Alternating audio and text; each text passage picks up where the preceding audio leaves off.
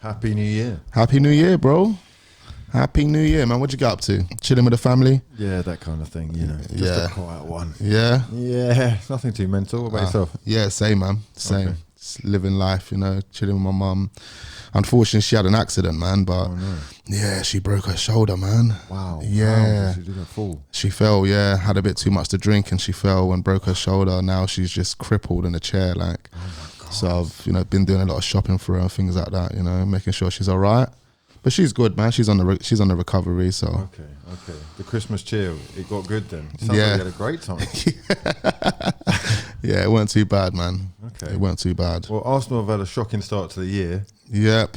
Losing twice now to Manchester City, which was, I guess, probably expected in terms of the result. The performance, though, was something not many expected. Exactly, especially in that first half. It was incredible first half. You were impressed? Yeah, man. Especially, first half Man City were under a lot of pressure, man. They were all over the place, to be quite fair. I did say about a week before we played them that I think they're going to go into the game with a different type of approach because Arsenal have been playing pretty well, scoring goals. They're going to fear us slightly. And I think they did. I think they were a bit worried. They were treading on eggshells for the first, 20 minutes, 30 minutes, and Arsenal were just at them. And then Saka got that goal. Oh, that was lovely. Good goal. Drilled cross from Tierney instead of the usual dinked. Yeah, he's such a great crosser of the ball, Tierney, isn't it? Great goal. For a second, Arsenal looked bloody good, right? Yeah. In fact, a lot of people saying we now really are in the race for top four. Yeah. And that performance shows that pretty soon maybe there's something, there and it could go a little bit further, right? Yeah, exactly. Watching that first half, are you fully in now? Well, Arteta in. Yeah. No, I wouldn't go that far, We've man. turned up against Manchester City. I know you you see me on the stream, and I was obviously backing Arteta slightly. Yeah, I caught you in 4K, 4K, bro. You know what? Look, at the end of the day, we know being an inexperienced manager, he's definitely going to grow by the game. Yeah, so it's expected, but there's still a long way to go for me before I start calling Arteta in. Do you know what I mean? Lost 10 on the trot to Man City in the Prem.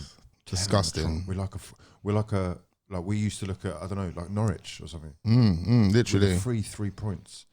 And even when we played really well, somehow, whether it was our own doing or the officials or however you want to look at it, Arsenal outdid themselves again of any points in a game where we should have got at least a point. Yeah. Rodri celebrating in front of the junior gunners. Yeah, I heard that he got something dashed in his head. Well, I mean... I'm going to say he deserved that. He's bloody good though, isn't he, Rodri? He's essential to what they're doing right now, actually. And is there a midfielder at Arsenal that we can say the same about?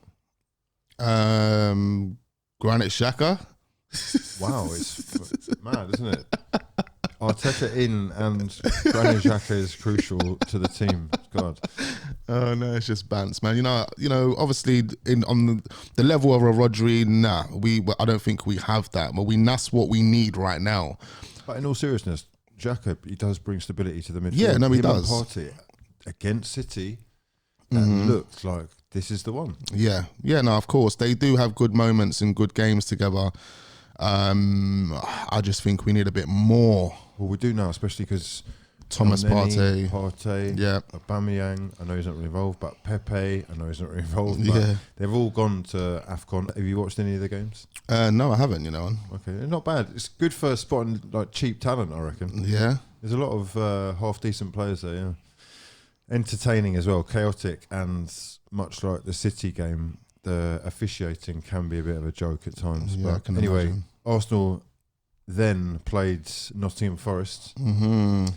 Just to top that one off, where we've lost a game where we probably felt like we should have won. I didn't think we deserved anything from this one. Not a shot on target in 90 minutes against a championship side, knocked out in the third round. And I'll be honest, man, I'm sort of, I'm on board with the project. I'm fully I'm not going to, go mental every time we lose now, especially in the league, because we are going to lose. So yeah, of course. it's a learning curve, I reckon. It's a process of sorts. I'm not going to stand for everything, but there will be the odd blip, right? Yeah, of course. What I really do get pissed off at is things like that. Yeah, no, I actually exactly. can't believe it. Yeah, it was a disgusting performance, man. You know, It was so bad, but like, it's not even. Well, it is the performance, right? But it was also just. It's very apparent that we don't have any squad depth. we don't. Like, we've got 1-11 basically that he's just about managed to put together, and if we don't have that 11, honestly, are finished. it could be a little bit of a problem. Yeah, The fact that I'm seeing like Kolasinac and Cedric. Oh man, Rob Holding as well. I want to be kind to all these guys, but even Eddie, bro, you're not Yeah. signing the contract. You're playing, the game. You're not good enough, bro. Exactly. Let's be honest. Like, you do get goals from close. Have you ever seen Eddie score from further than 6 yards out? Never. I've been thinking about it. He's a little racking my brain. fox in the box, isn't he? He has to be in that 6-yard box in order to get a goal. Yeah, it was a terrible performance, man. Every single one of those players. I mean, there was 3 players that stood out to me. I think Saka, Martinelli, they tried to make things happen, but unfortunately it just didn't work for them. Leno, I think he was probably one of the better players out of everyone as well. Pulled off some tremendous saves. But the manner in the defeat as well, was just like there was no hunger from the team, no aggressiveness. We just didn't want it, and it was very, very embarrassing. Is that when he brought on Kolasinac right at the end, right? Makes no sense. Or is that actually? I've seen an interview or an article anyway, which said that Kolasinac was being considered as one of the midfield options. What, for that game? Yeah. Because of, I guess, the lack of midfield options. Yeah. But also, maybe, I don't know, I felt like bringing him on might have just been him sending him a message to upstairs. Yeah, to say, look, we need players. This is what I got to work with. Do you actually want me bringing this guy on? Exactly. I don't know, it's a weird message to send.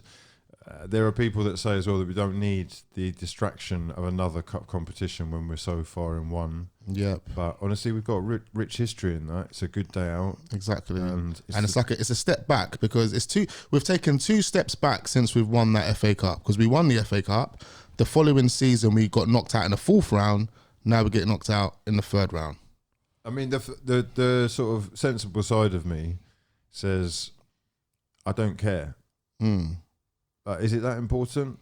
FA Cup? I actually care about Champions League football. If we focus, absolutely. But what he's done now potentially is, if you don't make top 4, let's say you miss out by 1, 2, 3 points, which is very Arsenal, could happen, especially with how tight it's going to be. The FA Cup is sort of a paper over the cracks, give me another 6 months on the job type thing. You've lost that now. You lost that. It's top 4 or anything, or we've got a problem. Really, yeah, exactly. I don't even think the Carling Cup can save him. Is it top 4 where we've got a problem? If it ain't top 4. I mean, is that where we are now then? Yeah. Because it's sort of in our hands.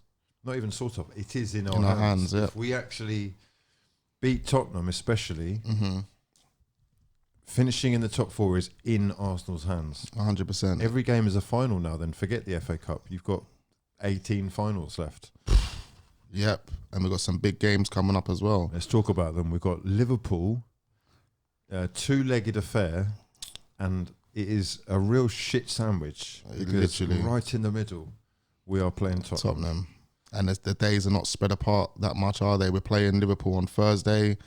Then we've got the Tottenham game on a Saturday. Then we've got Liverpool again. What do you make of that whole situation of postponing that game? Because Klopp's come out recently and said it was a bunch of false positives. And I'll be honest, I didn't really know what the false positives were. I don't really understand it even now. It's like the test's telling you that you're positive, but then you're actually not when you have the proper test. Yeah, is that what it is? I guess so. All I do know is they never had as many cases as they initially I said this told from us. the beginning, right? Who's doing the tests? Is it the clubs that are doing the tests? Is it the clubs that are getting the results? Is it the clubs that are then telling the Premier League, these are our results? Because if that is the case, it would be very easy to manipulate. I'm not suggesting that anyone has, but it would be. And if you really had a situation where you wanted to, push a game back, or you didn't want to be involved in a competition, like I guess Tottenham didn't, then it would be possible to do that. I think people are always going to argue that that's not the case, though. So I don't have any way of proving it. But what I do know is that they had only one person, who's Trent, come through with an actual positive test. So the likelihood is they could have played, although I've heard some people saying that they came into contact with those people and still those rules meant that they wouldn't have been able to play. So I don't even know anymore, mate. Yeah, it's all a mess. It is. What I do know is we've got 2 games semi-final against Liverpool side, who have got a few players out, and it's potentially make or break, mate. I'm seriously thinking like in a positive way about everything about the direction we're going in. But that loss to Nottingham Forest changes quite a lot, because you're now looking at the real possibility of the first 5 games not getting anything from. I mean, it's not sort of unthinkable for us to lose both times to Liverpool and to Spurs. Exactly. This is really make or break for Arsenal and potentially Arteta. Yeah, 100%. 10 days. 100%, man. They're difficult games, man. I don't know what to anticipate or what to expect, to be quite fair. But we have to go there and play the way we played against Man City and how we played prior to Man City as well. We've done well over the past, 6-7 games prior to Man City, or even including the Man City game. We just need to find that energy. We need to find that spirit again and go into these games just fighting. If we play the way we played against Nottingham Forest,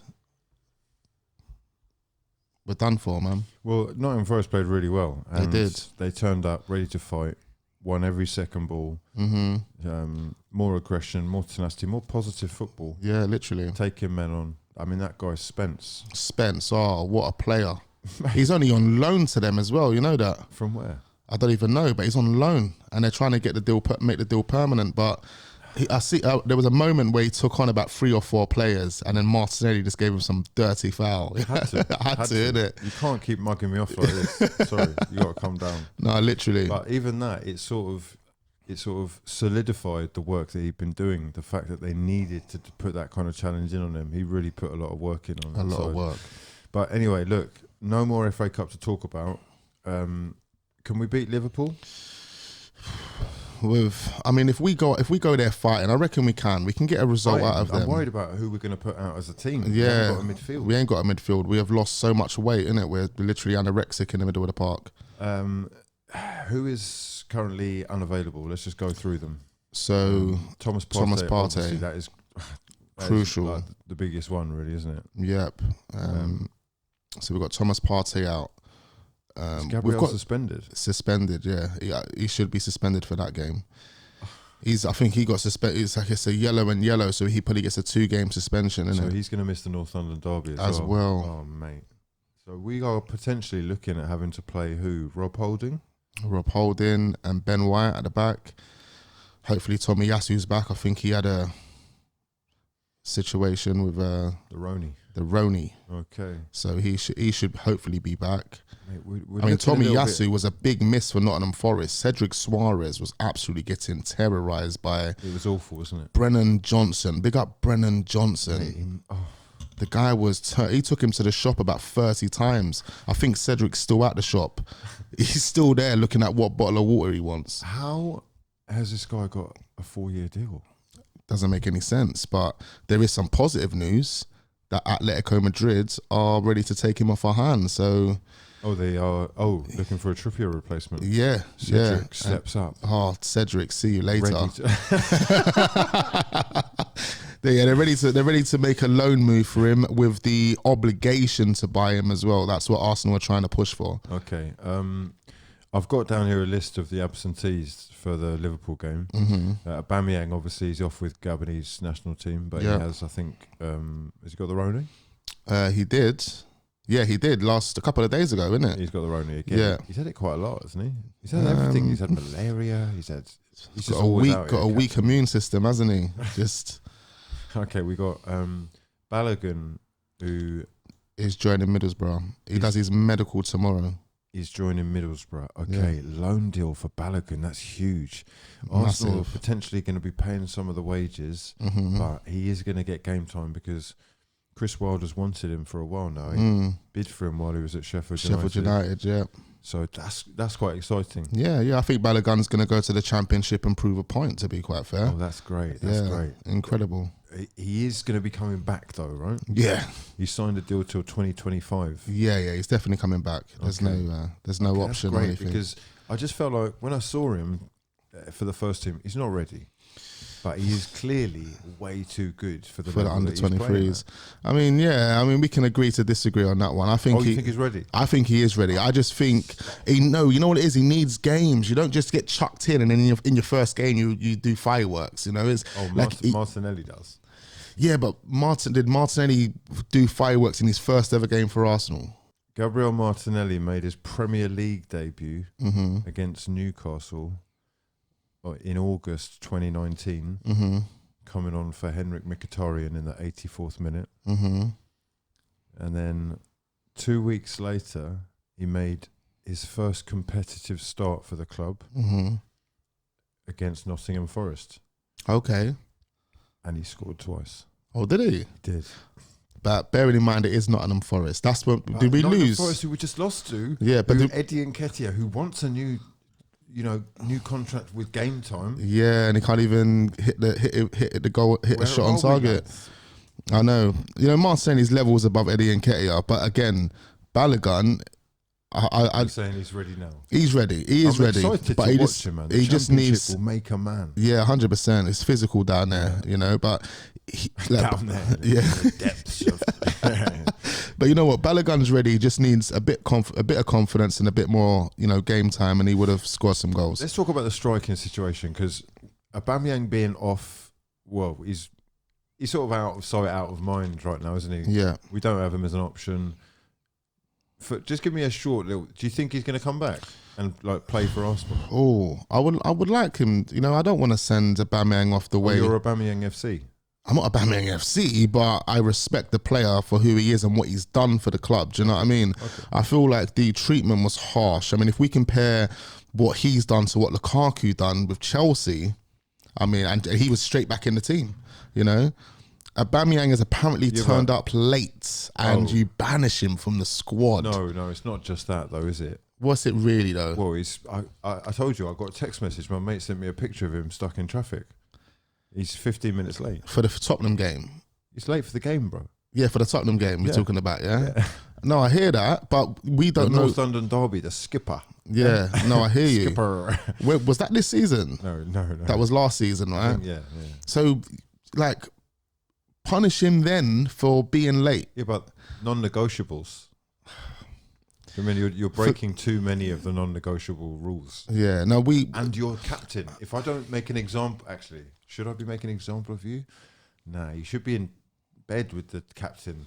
Super buddy. Yeah. But this is what it is. This is what the problem is. They're not, and I don't think that's Aubameyang's fault though, man. Because you can't tell me that Arteta's not up for having that kind of influential character. For what Aubameyang's done, he does not deserve to be treated the way he's been treated at this club. Okay, let us know your thoughts in the comment section below. Is Aubameyang being harshly treated? Should he ever play for the club again? Would you, if you were manager, let Aubameyang back in? There's got to be a way back in my eyes. Forgive, but don't forget. Yeah, no, 100%. Anyway, some of the talk has been about who's going to replace him. Yeah. Obviously, we've got names. We're going to go through a whole bunch of them in a second. But, one of the funniest rumours that's come out in the last week is that Arsenal are considering offering Alexandre Lacazette a new contract, a 2-year extension. Yeah. What were your thoughts when you heard that? Is that a good idea for us? I don't think it is, to be quite fair. I know Aubameyang. I know Lacazette's fan though. Yeah, I mean, I'm a fan of all the players to a certain degree, but you're not a Lacazette fan, then I get that. Yeah, I like Lacazette. I appreciate him. I just feel like from what you just gave me there. You know what? Since Lacazette's come to Arsenal, I think he's just declined. He isn't the player that used to play at France. He's just not that guy anymore. And I feel like even though he's been crucial and integral for these young players in the previous matches, there's strikers out there that can do what he is doing and offer more, and that score goals. Right. You know, we've spent so much money on Lacazette, 55 million or 50 million, whatever it was, and he's struggled to hit 20 goals in a season. You know, when you're spending that type of money, you expect a high level of performance, basically, and you know, he hasn't really brought that. Yeah. His return on investment's been low, and a 2-year extension for a player that's getting slower. You know, he's sort of become the essential one. He's leapfrogged above Aubameyang in terms of his importance. Yep. I think he's got 1 or 2 more goals than him this season. Right? I think he's still behind him. Oh, really? I think Aubameyang's still the top goal scorer out of all the strikers we have. No, he can't be. Yeah, I think he is. He scored like 5 goals. And Lacazette's either on 4 or 5 now. Well, this is the problem, though, isn't it? He's not really there to. Well, I say he's not there to score goals. That's ridiculous. He's definitely there to score goals as a striker, but he's sort of a midfielder as well. Yeah, he's playing. He's playing everyone in. Yeah, he's bringing everyone. He's the link-up man, isn't he? I see him playing as a DM. He's dropping to the halfway line a lot of the time. Well, look, we've been linked with a number of strikers from all around Europe. And one man who everybody is talking about, I guess we kick things off with this guy. He's certainly capable of bringing people into play, but he's definitely a goal scorer as well. 16 goals in 19 games in Serie A so far. Yeah. Dusan Vlahovic. Yep. What do you reckon? Baller. Yeah, baller. I've been watching him recently, man. Okay. Not even just recently, since probably the summer. The hype is real. The hype is real. And I know a lot of people don't like it, but, you know, he is an incredible player. I was actually watching a number of his goals and how he's connecting with the other players on his team.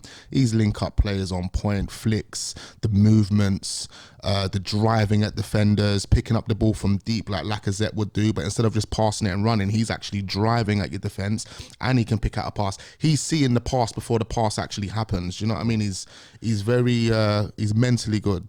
Finishing's great. Good in the air. Someone told me the other day he does a lot of tap-ins, but you know, all strikers get tap-ins, of course. But I've seen some incredible goals, top corners, you taking the ball from the halfway line, running past 2 man, and banging it top bins. Do you know what I mean? Like, I've seen that. Do you know what I mean? I know the guy's got it. You know, when we talk about Liga signings and their level dropping, yeah, that's going to be the same for Serie A, though, right? Yeah, I guess so. To a certain degree, I think. Like Lukaku, when he first turned up, you mentioning him, he was lighting Serie A on fire. Everyone was saying this is a new man, change, transformation in this, you know, intelligent football brain and all. Yeah, this. yeah. Have we really seen that? Yeah, nah. I mean, like, Lukaku, it's a shame for Lukaku. I think he's obviously had problems with the system and the way Tuchel wants to play, especially according to what the recent reports have suggested. That interview, again, this is what I said about the Aubameyang thing. What he done in that interview is just like... What is that the equivalent of? Aubameyang coming out and saying, look, I want to go back to Dortmund, basically. I love Dortmund. Yeah, basically. I mean, Aubameyang would never come out and do anything like that, but Lukaku just threw everyone under the bus, basically.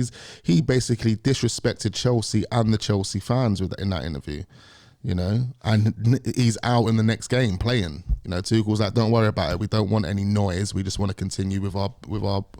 Okay, well, this year in Serie A, the main man really is Vlahovic. Yep. How do you say it, by the way? Because Vlahovic. Yeah, okay, I emphasise on that O, bro. Vlahovic. But I think it's the way you're saying it, though. I've heard. No, I'm going to go with... I don't know. I actually don't know. No, I've heard some commentators say it the way you've said it. He's Serbian, so that might change the way that people say it. Yeah. But anyway, quite exciting, if anything, because it's been 4 years since we signed a striker now. Yeah. We really are in the market for one. Yeah. It's just about whether it's going to happen in the summer. Here's the thing.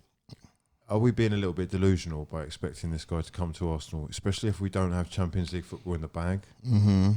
And there are other clubs sniffing around, namely Juventus and Manchester City. Yeah, Man City have already said that they don't want to target Vlahovic. They rather wait and see what they can do with Haaland. I know everyone's onto Haaland in terms of the big elite clubs, but I think they're trying to, where his dad used to play for Man City, I think they're going to try and use that as well as the vision and everything else, financials, to kind of pull that one over the line.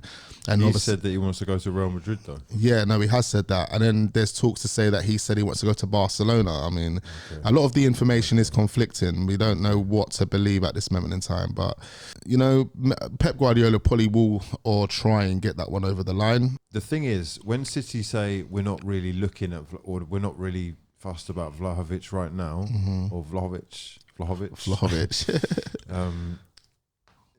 If they can't get Haaland and he does move to Real Madrid, they are going to be looking for someone in a similar vein. And this kid is quite similar. Yeah, 100%. For some reason, I feel like Pep Guardiola and Mikel Arteta have already had conversations about this. And I think Pep's kind of given Arteta that green light to say, look, go for Dujan. We're gonna look elsewhere. That could be useful. You know, that's what I'm saying. Do you think they still talk? Yeah, 100%. Oh, that's great then. He's Mikel Arteta's biggest reference. We could get some like little hand-me-downs. Yeah, for Man City. Rodri, perhaps. This one hasn't worked out, or that's great. Jack Grealish, perhaps. Okay, well, look, some of the other names that have been mentioned with the move, we'll get to in a second, but with this guy, with Vlahovic, the value is, that's it. The value is nuts, bro. Nuts, and it's making me look at the other names and think those are more likely. Yeah, it's just so bizarre. Like, I know he's had 2 great seasons or 2.5 great seasons, but it's just so mad how these guys, or the agent, I think it's the agent that's really pushing this agenda for the finances, basically. You know, he's asking for 15 million agency fee. 15 million. Well, Arsenal, we don't mind doing that. Well, we haven't minded doing that recently. Since Wenger left, we've opened the floodgates there. Yeah, exactly. Maybe we've shut the floodgates again because of Raul. Yeah, well, Raul definitely opened those floodgates, didn't he? But the price tag that I'm seeing has gone from £60 million to today I saw 150 million.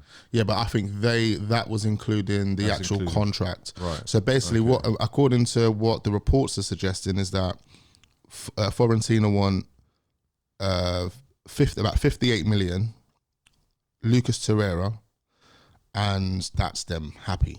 58 million and Lucas Torreira. Yeah. Pay the money. Exactly. Huh? Lucas Torreira's worth 15 million right now. I heard we'd already offered that though. We've already offered 50 million euros on Torreira. No, we offered, it could have been around that price, but I think it might have been a bit lower, around about maybe 50 million or something like that. They just want 10 million more basically. Yeah, they want about 10 million more. But then the problem for Arsenal, the stumbling block, is the contracts, because Dujan wants 300k per week. Huh? 300k. He wants 160 guaranteed in his pocket, and therefore the agent has requested that he gets 300k a week. So after tax, it works out to be about 160. Okay, well, that's a lot of money for a 21-year-old. Exactly. This is why I said it's so bizarre and it's so wild that they're making these. I guess they're trying to promote him as like the new Haaland, aren't they? Yeah. That's it. And they're taking advantage. They know. I mean, look, mate, Gareth Bale's getting 600 grand a week and he's sitting on the bench half the time playing golf. There we go. So a lot of players, like, have you seen Mo Salah talking about his contract?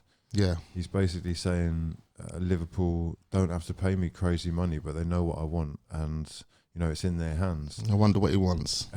He's the top goal scorer in the country for God knows how long now, and without him, Liverpool are half the team, right? So, you know, if he's number one in the country, he's got within his rights to say, I want like Cristiano money. Yeah, but that was the same with Aubameyang though, because he got 350k based off the back of him doing 2 golden boots back to back. Justified. That's justified. 100%. You got your money, but once you've got it, you still got to maintain. You Yeah, can't of just course. Of course. Chilling on Instagram. Yeah, no, absolutely. Absolutely. I mean, there's reasons to why I think Aubameyang's declines, but we're not going to go into all of that. Let's do this for a second. Hold on a second. I just think, obviously, when Aubameyang signed his contract, it was that was Arteta's first full season of deploying what he actually wanted. And Aubameyang suffered as a result. Yeah, because the team wasn't built for him. The system wasn't built for him. What about the way that he's being treated now? Do you think he's being treated harshly by the media or fans, or do you think? Yeah, I think the media's treating him harshly. Like they went out for dinner the other day. Yeah, Gabon in Dubai, because that's where they're training or were training. They went out for dinner, a couple of them, because it was a Gabon dinner date basically, and the media labelled him partying and going out and. Well, there was a disco in the background. Yeah, but that's People dancing. he was sitting on the table, man. He wasn't trying to be involved in that.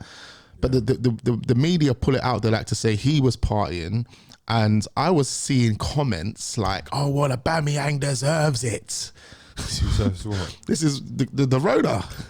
When he got the Rona. But that was based off the back of what they read from the media, because because people will say, "No, he's in too close proximity. There's too many people at the table." Yeah, COVID precautions. Yeah. What's it called? Social distancing. Yeah. Yeah, so people were manipulated by what the media had said, and they were leaving comments on his timeline and on Twitter saying, "Oh yeah, that's what he deserves." Then in the video that was posted on Instagram, which is always, are you seen it? It's like self-snitching. Yeah, They're all posting each other. Yeah. Oh yeah, I'm out. I'm not at the game. I've missed the game. I'm getting a tattoo today. Just thought I'd post this. Post away. Yeah, post me. Mm-hmm. You're not thinking, say, don't post me. Yeah, I'm exactly. supposed to be at training. Exactly. Or, but with the Aubameyang tattoo, I don't think he was getting a tattoo at that point. I think just the tattoo artist was putting up pictures of people he had tattooed. Oh, you're kidding. And Aubameyang's picture just got thrown up. No, that can't be the case. That's because the picture that I saw was a picture from last year. That wasn't a recent picture. The picture that the media he's got a few tattoos from this guy though. But I don't think it was at that point. Right, I see what you're saying. So you're saying they threw out it, bad timing. Yeah. Arsenal, especially with and a good example of the press doing that actually is a Lukaku interview, which took place 3.5 weeks before they released it. Okay. In England on Sky Italia, and they waited for Chelsea to have a bad run of form basically, and then they chucked it out there. Yeah, sadly worked though, isn't it? Anyway, it does look a little bit like Aubameyang is going to be out in the distance. Yeah. So let's focus on what we have got. We're going to need to cover a couple of these other names. Alexandre Isak, Real Sociedad, Swedish striker, who has played with Martin Odegaard before, also been linked to a move. Yeah. Does his profile match with what you're looking for? As a striker, no. I like him. I really do like him. Second striker. Yeah, I mean, I would when I watch Isak, I would prefer to have him as like an inside forwards type player, someone that, because I see a lot of him on the wing. He likes to drift out wide to the channel, pick the ball up, try and do a little step over here and there, take it past the man, and then try and get into the box. He does cut inside quite a lot. So based on what I've seen of him, I would rather use him on the channels a bit more. So if we were playing with like a 4-3-3, he could be on the left-hand side.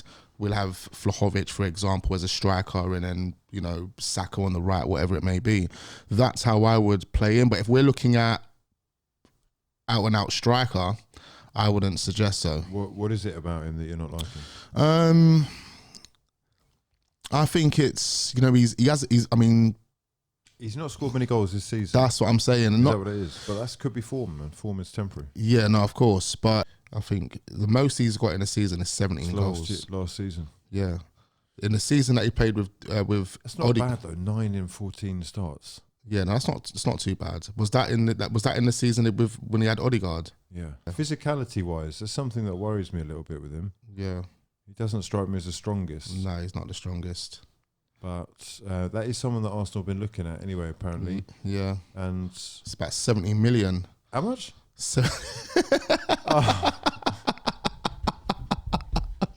Only if I had a camera on this side to see his facial expression. Yeah, 70 million is what they said. For Isak? For Isak, yeah. Because Newcastle's apparently been linked with him as well, isn't it? 4 goals in 17 games. Yeah. Aubameyang's got 4 goals in 17 games. Exactly. But yeah, they've, according to reports, it's about 70 million that they want for him. Okay. That's a lot of money. Right, let's move on. Calvert-Lewin.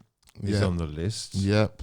He's not really having much luck with injuries right now, but he's definitely been, he's come on a lot since he started really getting games and goals for Everton. He seems like a player, like Vlahovic, who by the season seems to be improving. He started off the season very, very well. I think he got 3 goals in 3 games. That's when the injury come into play, and then he's kind of been sitting out ever since. And they've been lost without him. Okay. Do you think they'd be open to selling him, though? Possibly. They need to fund themselves, don't they? He's sort of crucial to what they do. But yeah, I'm sure he'd be up for that. He's definitely raised his profile in terms of marketability. Yeah, of course. Getting in the England setup as well. Yep. That could work well with what Arsenal are doing there. It might be an attractive proposition for him.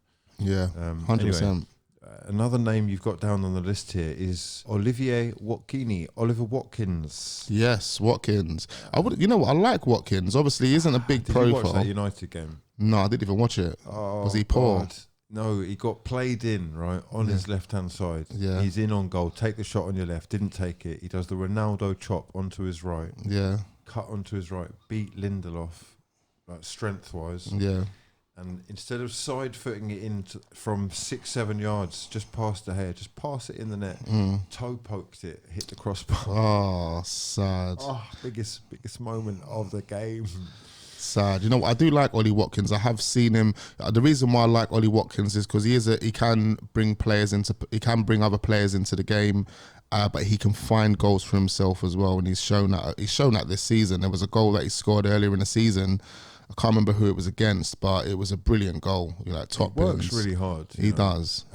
Sometimes I think his finishing is the one thing that is gonna, worry sometimes. Consistency with that, but yeah. His all-round game has definitely improved, and he's got a role which is quite similar to Lacazette at Aston Villa, bringing people in, dropping back deep. Except the difference is he's got the pace to get back into the box as well. Yes, exactly. Which obviously Lacazette's knees aren't going to allow anymore. Yeah, and Ollie Watkins has come out in recent.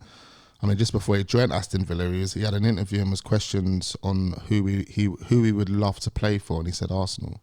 Oh yeah, that's right. All their dads are going to be Arsenal fans. Come on, man. Yeah. Come on. Brentford, isn't it? Yeah, for real. Yeah. Eddie Nketiah has been linked to Crystal Palace in a £7 million move. Patrick Vieira fancies a bit of Eddie, does he? Yeah, apparently he's. The report suggests this morning that Arsenal want in between 7 to 8 million. A few days ago, Roy Hodgson said that Crystal Palace should be going for Eddie. And the reports today are saying that they are. It looks like they're going to be trying to snap him for about 6 to 8 million. That is so funny. So it'll be Eddie and Edouard. Yeah, literally. Yeah. What a combo. Edouard for me, though, is an incredible player. I think he's not really shown it yet. He hasn't really lived up to the heights, I was about to say. But, if you look at his numbers over at Celtic, Scottish League, obviously it's a weaker league. He done very, very well. Going to Crystal Palace, there was a lot of people, gassing him. A lot of people were quite surprised that he went and joined Palace. I know Liverpool was interested. There was a few different teams interested, but he hasn't lived up to the heights. Hopefully, he kind of finds himself. I think Vieira's kind of trusted Benteke a bit more than he's trusted him. I think he's improved though, Benteke. Yeah, he has. He's especially under Vieira, isn't it? Playing like this for God knows how long. Yeah, Vieira's gave him a boost of confidence. He was like when Christian Benteke went and joined Liverpool. I thought he was going to be a guy. Like I thought he was going to. It just didn't work out for him.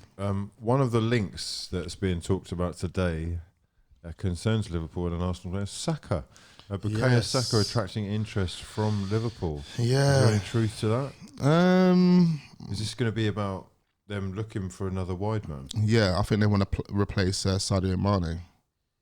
Wow, with Bukayo Saka. Yeah, that's what the reports were suggesting a few weeks ago. I saw Roy Keane on the telly the other day, actually yesterday. Yeah, saying he can play and he would start for any team in Europe. Who's Saka? Yeah. Saka's got the charisma. He's very enthusiastic, passionate. He wants to always do well. Do you know what I mean? And even against Nottingham Forest, he was putting in a performance. It just wasn't working for him in the final third. But, if he's got better quality players around him that can make the right runs off the ball, then I think he will be incredible. he's sort of untouchable for me. Yeah, no, he's not going anywhere. He's the jewel in the crown. He's the jewel in the crown. He's not going anywhere. Like, Mikel Arteta is building his team around Martinelli, Saka, ESR. They're the three players that he's focusing on. Everyone's got a price though, and if Arsenal don't get Champions League football, what is your price for Bukayo Saka? We're looking at 120 million. 120 mils. Yeah, I'm looking at big money, but not only because he's English. You know, he's English premium. We exactly. need to get some of that. Yeah, exactly. Yeah. Like English tax, mate. And I think we got a bit of English premium with Ox, and maybe because he was injured a lot of the time, innit? 40 million we got with him, innit? It's good bit of money from Arsene Wenger. Anyway, Saka to Liverpool. Let's hope that doesn't happen because I don't want to hear anything about that. Yeah, I don't think it's going to happen. However, what I do want to hear about is a couple of potential moves for players who are not supposed to be here anymore. Kolasinac talking to Marseille. Yes, Kolasinac. Apparently Marseille are interested in bringing him in. Obviously, I think he's on the last year of his contract anyway. So instead of trying to leaving on a free in the summer. Yeah, anyway. but instead of trying to run that down, I think Arsenal want to cough up a bit of, try and find a bit of money, and Marseille will be willing to pay about 3-4 million for him. So to get him now.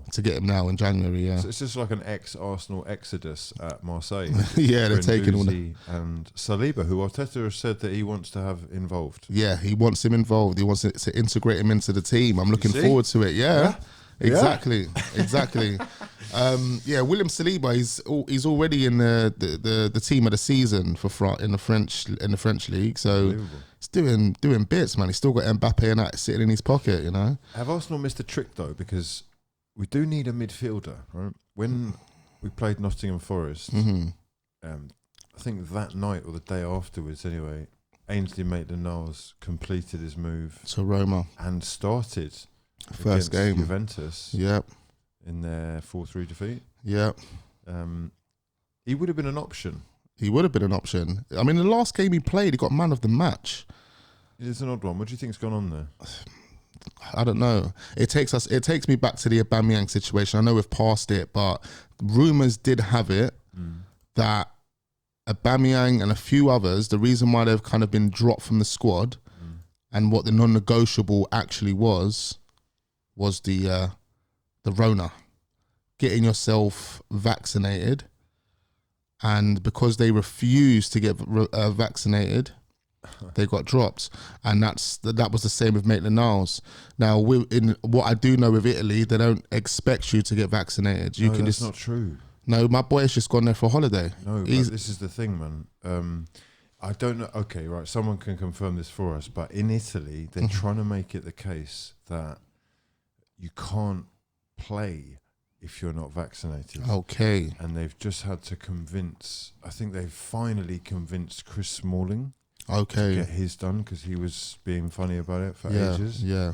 I will have to confirm that. But I think that they're quite strict on it. Maybe in the footballing industry. Yeah. But as far as I'm aware, if you're going there for a holiday, as long as you can prove that you are not, then you're easily getting in. Right. Okay. Well, anyway, Maitland-Niles joining Roma to play under Jose Mourinho is a good move. It's a good move? It's a good move, yeah, man. They've got some good players. I think he can learn a lot from an experienced manager like Jose and the players that he's got as well. He's going to, buddy up with Mkhitaryan as well now. Do you not feel a little bit like, Jose, do you know what I mean? Not really. Maitland-Niles, you're Wenger's son, bro. I know, and I hear that, and he disrespected Wenger too many times. But he's a great manager. So taking that out of the equation, I think Maitland-Niles is going to learn a lot. He's going to learn things that he wouldn't have learned from any other manager, in my opinion. And he played his game the other day in the Italian newspapers. And now in the English newspapers, they're saying that Maitland-Niles was the worst player on the Roma team. What's your thoughts on that? Oh, I mean, that is wild. It is crazy. But he's going to be an easy target. Him and Tammy Abraham are headline makers in this country, at least. So anything that's going wrong over there, or for Jose, in fact, will be. I expect to see them a lot in the headlines. Yeah. But it's a good reason to watch. We've got some. I always enjoy when Arsenal players go elsewhere because it's another reason to watch. Obviously, we watch Marseille more than we've ever watched them. Yeah, exactly. We'll now be watching Middlesbrough for Balogun. Yeah, There's exactly. Championship TV going to be on. you'd like to keep an eye on, see if he's Yeah, alright. you always got to do that all the time. Yeah, there are plenty of things that could be happening in the next month. I guess the focus will be on a midfielder as much as anything. Yes, so 100%. Let's move our attention to that. We've got a couple of names that have been mentioned. The likes of Bruno at Lyon. Yes, Bruno Guimaraes. I'm sure that's how you pronounce it. So, yeah, Guimaraes. Okay. I'm just saying that because of Gabriel Magalhaes. Yep. Because it's the same ending, isn't it? So I'm only assuming it should be pronounced the same way at the end. But let's go with it. I'm just calling him Bruno. Bruno, incredible player, man.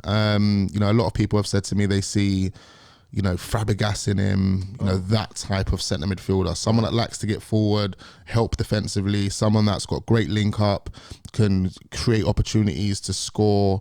And I think what we need in our midfield is someone that can connect with Martin Odegaard. If Martin Odegaard's going to be that number 10, he needs a player that has vision, that is more decisive with his passing and his movement to connect with him. You know, just like we had when we had Mesut Ozil, we had Santi Cazorla. You know, there were people there in that middle of the park, like even Fabregas. Fabregas had, you know, Nasri, had Haleb. You know, they're players that have that same type of level of intelligence and they understand each other, and that's what we need in that middle of the park for Odegaard, and I think Bruno could be that player for us. Okay. We've also heard that PSG's Gini Wijnaldum could be up for a loan move. Yep, he wants to come back to the Premier League according to... He just left. What's going on there? A lot of people, it's mad that PSG, they've got a few players that are upset, and I think they're upset with the manager. You know, Pochettino isn't the world's best, and their PSG, you know, believe themselves to be one of the world's best. Well, why employ him then? They've got to talk to the employers, isn't they? But as players, they're just not happy. I mean, Messi's not happy, and that's his countryman, you know, fellow countryman as well, you know, and he's not happy. He wants to leave. And is he going to be someone that could slot in easily? He's got Premier League experience. Oh yeah. Lively, yeah. Wijnaldum is a proper box-to-box midfielder. He's someone that can defend. He's someone that can hold up play. He's someone that can feed balls. You know, someone that can get into the final third. He's like he reminds me of, he's better than Ramsey, but he is the Ramsey type player, the man that likes to be the last man to try and get into the box. He will overlap.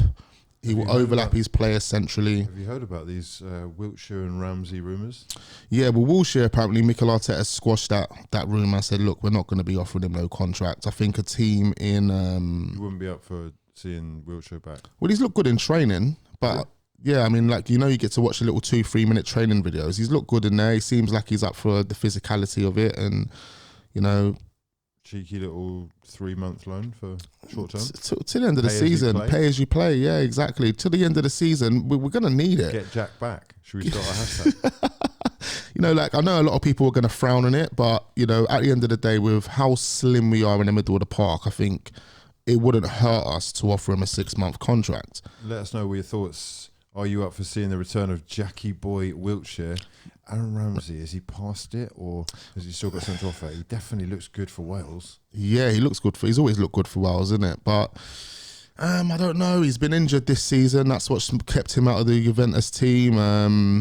He's only started 100 minutes for the whole season, which is crazy. But this goes to show you how bad the injuries have been, as well as other players that, you know, Max Allegri prefers over him, you know what I mean? But, you know... It's another Juventus player that Arsenal will link with, Artur Melo. Yeah. His name's Arthur Melo. What's it? R2? What did you say?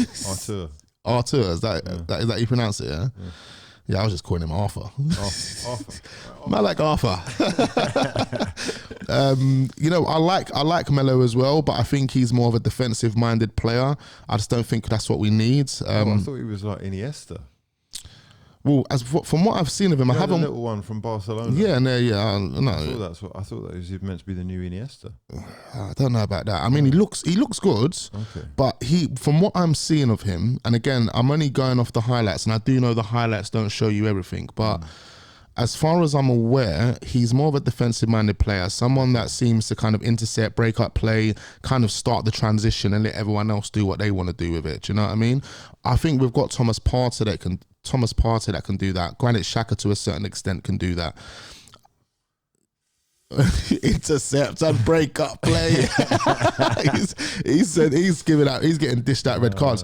No, I think that to a certain extent, you know, Granit Xhaka can do that. Thomas Partey, that's his role. Anyone that thinks Thomas Partey is a box-to-box midfielder, he's not. He's the last midfielder that receives the ball from the defence and starts the transition. That's the type of player I see him as. So have you seen us being linked with the Aston Villa guy? What's his name? Douglas Luiz. Yeah. Because I see him doing that against United quite a lot. He drops between the centre backs and just starts the play. Yeah, that's Thomas Partey. So again, we don't need that type of player. Okay. We need an offensive-minded centre midfielder. Yeah. Someone that can open up play. Okay, so we need quite a lot. We do. And there are other names that we have been linked with, but let me just finish up with we've got a hugely important 10 days coming up. Yeah. The next time that we do one of these, the world could have changed for the better or for the worse. Yes, exactly. In fact, it will have done. Yeah. We will know where we really stand, and I guess maybe the Prem is recoverable if we lose to Tottenham, but you know, if we were to lose all three of those games, the shit would hit the proverbial fan. Yeah, the moral will be in the mud. We will be like, let's hope that doesn't happen, and also that they can pull their finger out and get some deals done swiftly. Because, like you say, we need a midfielder of sorts. 100%. And if we're lucky, we might get something else as well. No, I'm surprised that we just haven't pulled something out at this moment in time. I know their focus is to get the loan deals done with Balogun and you know, Ainsley Maitland-Niles, which has now been complete. We need, over this next 7 days, we need to see Arsenal pull something out the bag.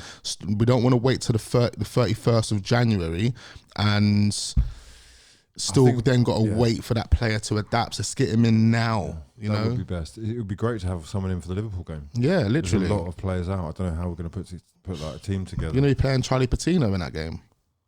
Not to say he's a bad player, but we can't put that much pressure on him, can we? Yeah.